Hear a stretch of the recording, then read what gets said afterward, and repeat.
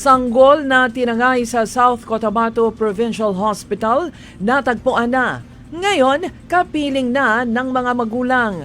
Ito'y matapos ang mahigit 24 oras na paghahanap ng mga otoridad. Nailigtas na ang 2-day-old na sanggol mula sa kamay ng suspect na tumangay sa kanya sa Provincial Hospital sa Coronadal. Ayon sa Coronadal City PNP, may nag-report na ang suspect dala ang sanggol ay pumasok para magpa-check up sa Dr. Arturo Pingoy Medical Center sa lungsod.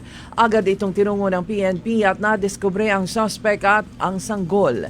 Ligtas na ang bata at maayos naman ang kalagayan nito.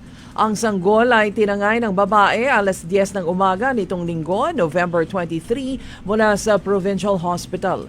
Sinabihan ng babae na nagkumaring nurse at nakasuot ng kulay green na uniforme ang tatay na isa sa ilalim sa hearing test ang bata.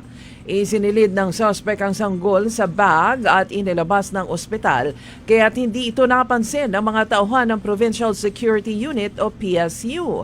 Nang iharap ang suspect sa tatay na si Ryan Malinog, kinumpirma nito na ang babae nga ang kumuha ng kanyang anak.